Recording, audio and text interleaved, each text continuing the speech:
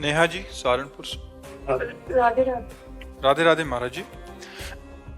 महाराज जी, जैसे कि सत्संग में सुना है कि कमाई धर्म पूर्वक करनी चाहिए और उसका कुछ अंश समाज सेवा में लगाना भी चाहिए। मेरा प्रश्न है कि इस सेवा हमारा सही ढंग से सुना हो तो पूरा सही अर्थ कमाओ धर्म पूर्वक और अपने परिवार का पोषण करो। उसमें से 2 रोटी बचती हैं तो दे दो, नहीं कोई जरूरी नहीं। अब आपका एक परिवार है, आपकी कम आय है और किसी तरह आप परिवार चल रहे हो, उसमें कहे दान करो, तब तो परेशान हो जाएगा ना। माता पिता पत्नी पुत्र परिवार में भगवत भावना करो। अगर आपके पास ऐसा लगता है कि पूरा परिवार पवाने के बाद 1 रोटी बचती है तो रोज 1 रोटी का हिस्सा निकाल करके डाल दो, कहीं किसी गौशाला में कहीं भी खर्चा कर दो, बात अलग है। अगर आपको लगता है कि हमारे ही खाने को नहीं हो पा रहा पूरे परिवार का, तो कोई दान करने की जरूरत नहीं है।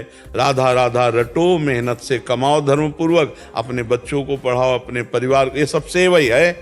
ऐसा थोड़ी है कि तुम्हारी समस्या अब इसके बाद आप जो है समस्या का समाधान घर ही का नहीं हो पा रहा और आप सोचो कि हम दान करें दशांत, तो परेशान हो जाओगे ना।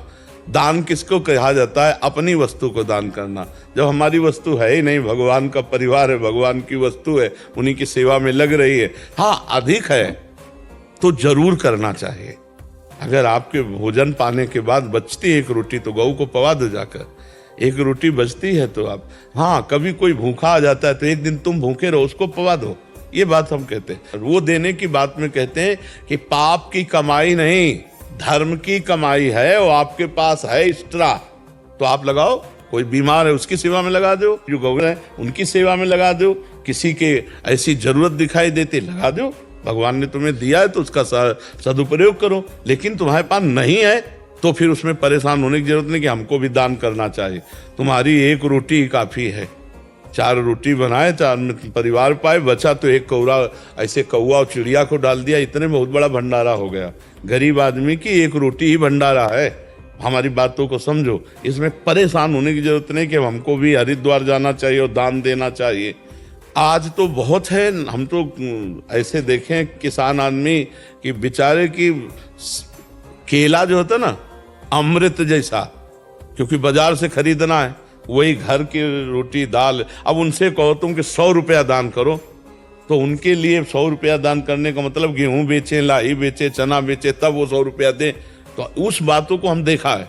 तो उस बात को कहते हैं जो अपने परिवार का केवल पोषण कर सकते हैं, तो इस भाव से नाथ सकल संपदा तुम्हारी, मैं सेवक समेत सुत नारी, और धर्म पूर्वक कमाओ, अपने परिवार का पोषण करो। अगर बच जाता है, अगर आपको लगता है कि हम दे सकते हैं, तो फिर दूसरों को सेवा में लगाना चाहिए। अगर लगता है नहीं हमारे पास नहीं है, तो फिर कोई जरूरत नहीं, अपने परिवार को भगवान का स्वरूप मानकर उनकी सेवा कर।